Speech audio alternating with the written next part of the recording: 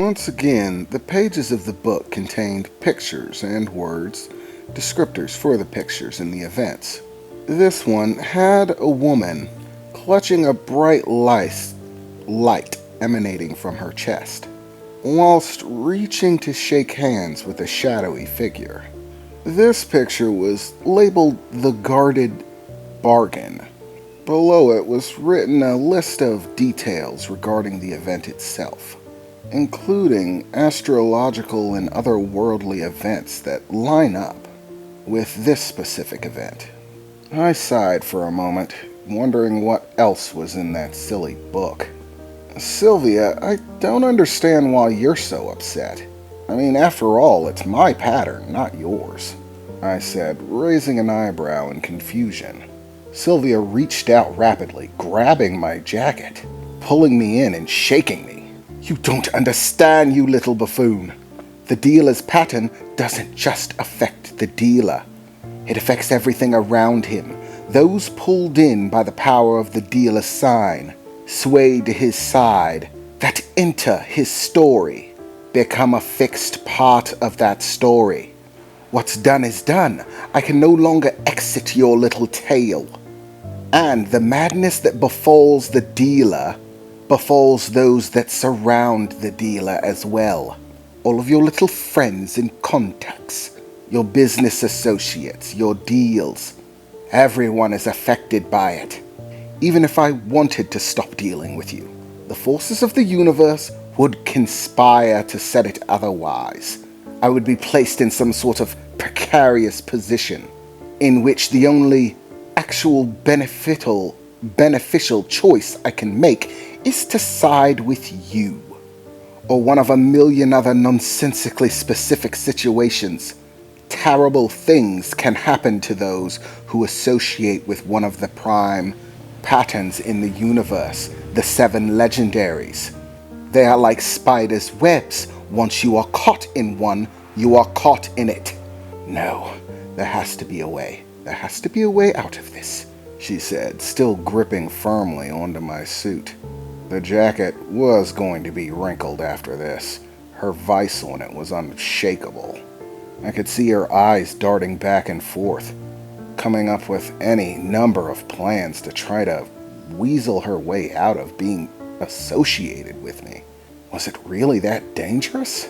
It makes me wonder how much of the events that are unfolding are actually my fault somehow, or maybe the universe's fault. Regardless, suddenly Sylvia got a sly smile on her face. Yes, that's it, she said. That's my ticket out. Okay, Reginald, you're going to do me a favor. I've been a good business contact. I've given you what you needed. I've helped you with your little agendas and goals. I will even be willing to give you a, let's call it, supersized shipment, free of charge, containing whatever elements of merchandise that I have left, even from my own personal stock. And all you have to do, Reginald, is call your friend, the real dealer, the one who's already surpassed the process, who's far too powerful to be stopped by trifling little things, the one who can give me what I desire. You just go ahead and give him a call, so him and I can have a nice little chat, Sylvia said, glaring at me, very disgruntled. Sure, Sylvia. I'm not sure if he'll show up, but I suppose it wouldn't hurt anything for me to give him a call. That's very good, Reginald, she said, releasing my jacket a little too forcefully for my taste. So I focused on the man in the pinstripe suit and the incantation to contact him. And with a snap of my fingers and the incantation itself, Pinstripe, I know I just recently talked to you, I said in my head, but an urgent matter has come up. Quite frankly, I'm not certain what to do about it, but for whatever reason, they seem to be interested in a bargain. Not with me, however, with you. and they seem to be being quite adamant about it. And before you say I spilled the beans, I didn't. I simply asked about the whole dealer bit, and it had to come up in conversation.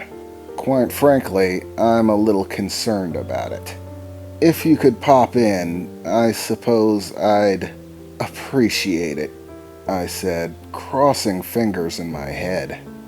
I stood there for a short time, looking about, wondering if Pinstripe was going to make an appearance.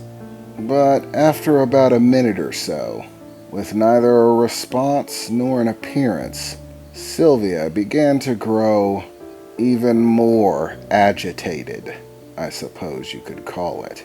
Downright furious seemed to be a more apt description. "Do not play games with me, Reginald," Sylvia said angrily. "I am not in the mood.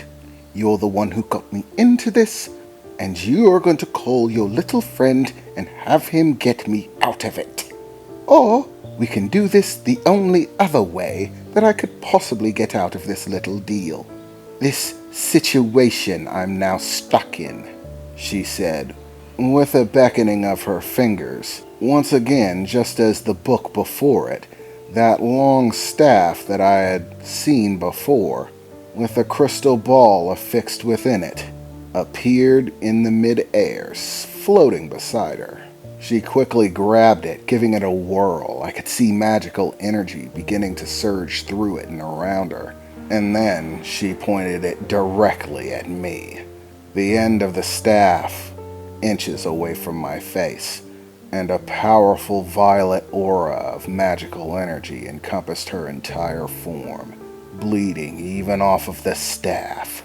"There is one other way I can get out of this little situation, Reginald. I was trying to be nice, give you a chance to have your little friend try to fix this for me. Because the only other way out of the deal, out of the situation I'm now stuck in, is for the person who brought me into it, the one who falls under the sign of the dealer, to no longer exist. In other words, if I kill you, then my life gets to stay the way it is. No nonsensical, crazy violence, war, attempted assassination, or whatever else might be included in that mad little destiny of yours. So if I were you, Reginald, I would start thinking very, very hard about how to get a hold of the dealer, the real one." "Asgard," I heard a voice announce from nearby Sylvia's location, followed very rapidly by "Iskoerza."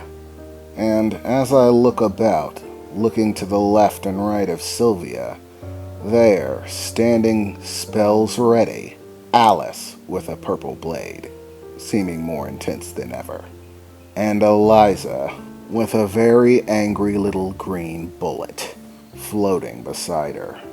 "These gifts may have been nice, lady, but that doesn't mean we're gonna let you kill Reginald.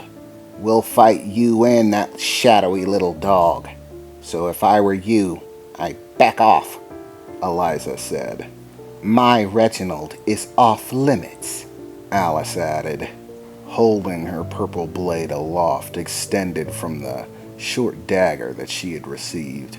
Small surges of what looked like electricity running down the sides in small jolts. "I don't want to cut you to ribbons. You did make me such a nice gift, but I will enjoy doing it nevertheless. That is, unless you step away from my Reginald. And then we can be friends again, okay? Just don't be silly," Alice said, beginning to twirl the blade around again. Okay, this situation has gotten far more intense than I wanted it to be. Things have definitely gone south. I need to find a way to calm this down, I thought to myself, staring about in this mad situation. Well, I appear to have arrived at an interesting point of events, we all heard announced from a short distance away.